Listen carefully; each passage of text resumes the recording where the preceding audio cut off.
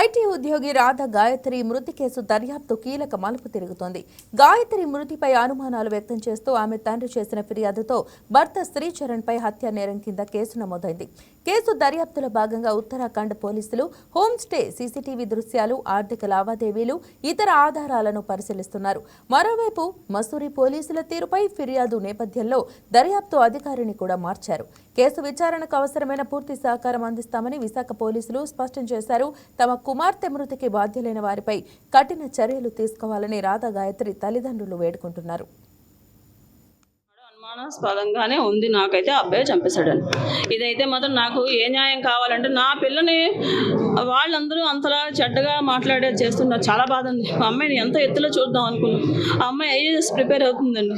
తెలుసు అండి, నా కూతురు ఎన్నో తెలివితేటలో ఎంతో మంచి పిల్ల, ఎంతో ధైర్యవంతురాలు.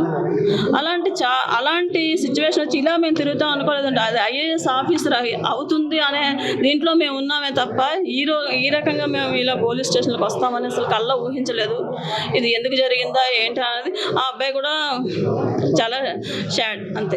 ఒకవైపు కూతుర్ని పోగొట్టుకున్నారు అని బాధ, మరోవైపు అతను పోలీసులకు ఇచ్చిన కంప్లైంట్ లో నగ్నంగా ఉందని, డ్రింక్ చేస్తుందని, ఇవన్నీ తట్టుకోలేనండి. నేను ఇవన్నీ తట్టుకోలేను.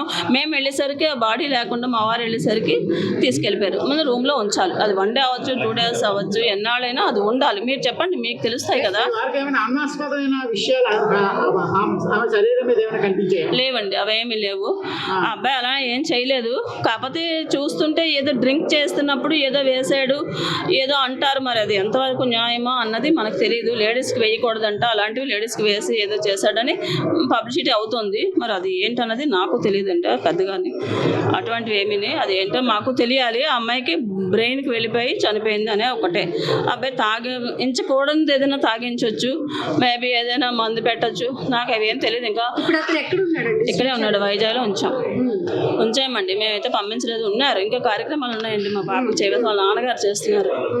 వాళ్ళ పేరెంట్స్ వాళ్ళైతే చాలా మంచి వాళ్ళు అండి. వాళ్ళని అసలు ఇందులోకి ఇన్వాల్వ్ చేయకూడదని దండం పెట్టుకుంటున్నాను నేను.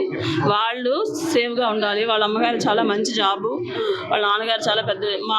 మేము ఎలా చూసుకుంటాం మా పిల్లని వాళ్ళు అలా చూసుకుంటారు. కానీ ఆ అబ్బాయిని మాత్రం వాళ్ళు నమ్ముకొని వాళ్ళ తరంగా నమ్మారు. మేము ఎప్పుడైనా భార్య కొడుకు తల్లికి ఒకలా ఉంటాడండి. భార్య దగ్గరికి వెళ్ళాక 2 డబుల్ షేడ్ ఉంటాయి. తల్లి దగ్గర ఉన్నట్టుగా భార్య దగ్గర ఉండడు కదండి. అక్కడ కనిపిస్తుంది. ఇప్పుడు స్మోక్ చేస్తాడు అనుకుందాం, తల్లి దగ్గర చేయడు కదండి, అది భార్య దగ్గర చేస్తుంది. అలాగే మాటల తీరు కూడా వాళ్ళ అమ్మగారి దగ్గర ఒకలా ఉంటే తన దగ్గర ఒకలా ఉండి మాటలతో మా అమ్మాయిని హింసించేవాడు. హింసించడమే మా అమ్మాయిని. ఇదైతే నేనైతే నేను ఒప్పుకోనండి. అబ్బాయిని చాలా మాతో మాట్లాడితే ఎంత ప్రేమగా మాట్లాడతాడో అసలు చెప్పలేము. అత్తగారు మామగారు అంటే అంత దూరం నుంచి కాలు మీద పడిపోతుంటాడు. అది చూసి మేము నమ్మేము తప్ప ఇదేం కాదు. మా అమ్మాయిలో అయితే ఎటువంటి తప్పులు లేవు. మా అమ్మాయి అలాంటి ఎటువంటి పిల్ల కాదు. ఏ బ్యాడ్ న్యూస్ దాని మీద రాకూడదని నేను మనం చేసుకుంటాను. 27 అండి. ట్రిపుల్ పీజీ చేసిందండి. ట్రిపుల్ పీజీ మా అమ్మాయి చదువు చాలా పెద్ద, ఇంకా ఐఏఎస్ ప్రిపేర్ అవుతుంది ఇప్పుడు.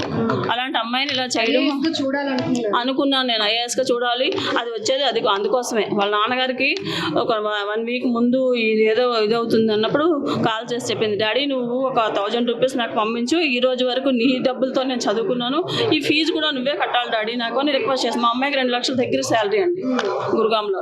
మా అమ్మాయి దీంట్లో చేసింది, MBA చేసింది. దాని మీదే మంచి జాబ్ వచ్చింది. ఇప్పుడు HR అవ్వాల్సింది, ఇంకా పెద్ద దీంట్లోకి వెళ్ళవలసిందే తను. అలా అంటే నేను నవ్వాను. నీ దగ్గర అంత డబ్బులు ఉంచుకొని మిమ్మల్ని అడుగుతున్నా 1000 రూపాయలు అన్నాను.